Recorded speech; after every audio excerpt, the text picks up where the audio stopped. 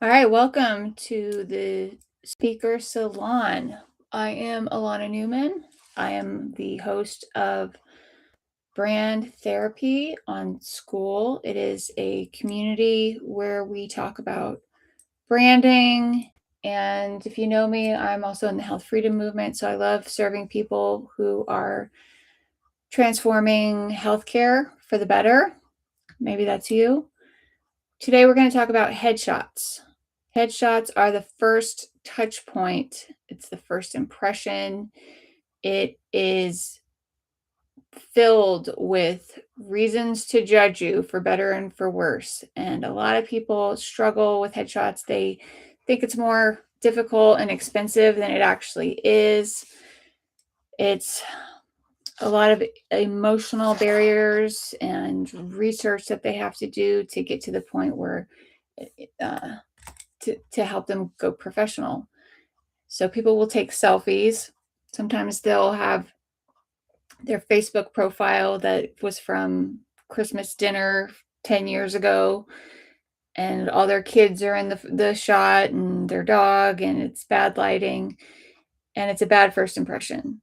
So if you have goals outside of just putting an image up there because you don't want it to be blank, crafting a good headshot could very much be worth your time.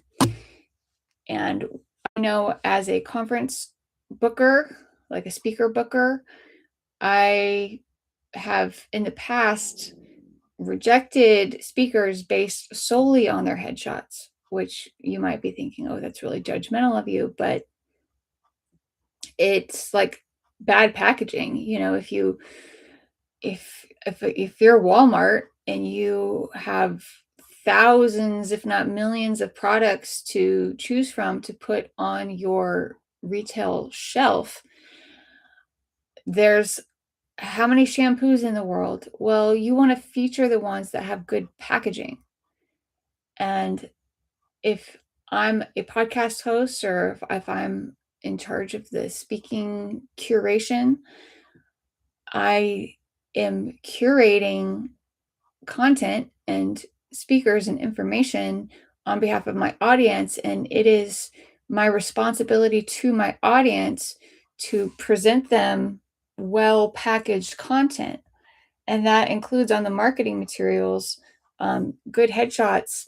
It speaks to the quality of the content. It's the first point of judgment where people will decide if they want to take an hour out of their day to listen to that person's talk. And it's my responsibility to infuse every little thing with quality, every little thing. So I had a speaker once that convinced me that their content was good, but then when I asked for their headshot, it was the dorkiest thing I'd ever seen in my life. It was obnoxiously dorky, and it had some stupid prop, and I just couldn't. And I made some sorry excuse as to why I can't have them in the conference, and it was uncomfortable. And then I've seen headshots where people were like inappropriately dressed, like their shirts unbuttoned a little too much, and it not in a funny way. Um, I guess some people can get away with it. Russell Brand unbuttons his shirt, but he's one of a kind. Some people, you got to know yourself and what you can get away with. And I know that he still gets comments on people like it's disrespectful to the platform. So it'll be controversial, but immodest dress, you like know your setting, know your industry, what works for, like, if you're a comedian, fine. If you're a professional clown, okay, show up in a clown costume. But depending on your industry and how seriously you want to be taken, there are wardrobe expectations. And on that point of wardrobe expectations, some people I have noticed overdress for headshots. And I have, in the health freedom movement, I'm not going to name names, but there's a content creator who shows up in like gowns, and I try to share content and to like a movable middle person, someone in the middle, and they refuse to watch the content based solely off of what the content creator was wearing, because they didn't trust someone who would show up to a public arena, to a public debate wearing that thing. People are finicky. They will reject you in an instant. In an instant. So, what do we do about that? Well, I think that your headshots should be uh, dressing your best for what you would normally show up to work in.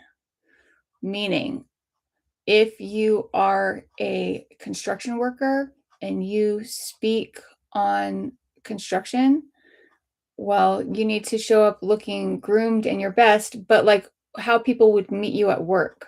So if that's a flannel shirt and some steel-toed boots, that's how people expect to see you at work. So wear that. If you are a doctor, bring the lab coat, bring that white coat, because people expect, that's how they expect to see you at work, at the place you're doing business. Whatever the industry is, do that.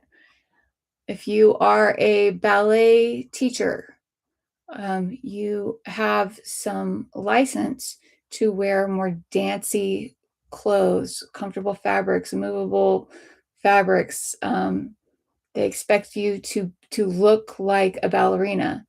That doesn't necessarily mean you show up in a tutu, but there's an aesthetic that goes along with that industry, and you need to resonate with industry standards. Groomed, well put together. If you are a musician, obviously you have more creative license to be uh, artistic, and you don't have to be a cookie cutter. What does a speaker look like? But know your industry and know what the expectations are, and that's what you should wear. And you should wear colors that look good with your complexion. You should wear colors that enhance your natural skin tone, your eye color, your hair color. And there are tools, there's apps that you can use that do color matching. So you can put your face in like a color wheel and you can assess what type of color you are. I mean, redheads are they notoriously look good in green, like hunter greens. Um, People with dark complexions, African, Caribbean, they look really good in bright colors a lot of the time, which is why you go to Carnival and you have these women with these gorgeous, bright lime green and Caribbean blue colors. I couldn't get away with that. But so know your complexion and dress to stand out and get your color matching going on. Professional headshots from a photographer are great if you can afford it. There's there's nothing more authentic and compelling than real life headshots with a professional photographer with who knows lighting. You're being photographed in your professional environment, or your like where you're from, your community, so you get kind of environmental references that speak to who you are and where you come from. I really like it when you can see in the headshot who a person is and where they come from, and how they help. Like if you're a chef, you need to be filmed in the kitchen with food, because it just automatically, instantly communicates who you are and how you help. If you are a dancer, obviously you need to be photographed on stage dancing, because that's who you are and how you serve humanity. So think about props and setting and environment, but only keep it in the frame if it helps people understand who you are and how you help. Random props, no, get it out. Get it out. If you are an information person and you just share ideas and you kind of like you can just keep it generic and just do a white background and just keep the focus on your face. If you want to change your mind often, um, keep it blank, white background, keep it about your face. All right, now there's tools that I like to use. Let's talk about AI. So if you can't afford quality headshots from a real photographer, there are affordable tools that can get you a closer effect on a budget. If you're starting a business or you're recovering from hardship and you're starting a whole new thing, a whole new life, and you kind of got to get things going quickly, but you don't have a big budget, you can use AI. And I like to use ideogram.ai. They have a tool called Character, and you can upload a photo. That's what I did in this thumbnail. It's how I do a lot of my YouTube thumbnails. And you can create a character of yourself, and then you can change your fashion, you can change the background color, you can change your poses, you can kind of communicate what the message is using your AI twin. And this is affordable. It's $20 a month for Ideogram. I think I have an affiliate link. You can grab it below. Ideogram is a great budget-friendly headshot tool, and I would definitely recommend it. There's other apps like headshot apps. Some of them are kind of cheap, but they've come pretty far in the last few decades. I think Lenza is another kind of fun one where you can experiment with fashion and styles, but people are getting sick of kind of AI slop, and we want to see your real face. We don't want to see a too cartoonish version of your face. We don't want to see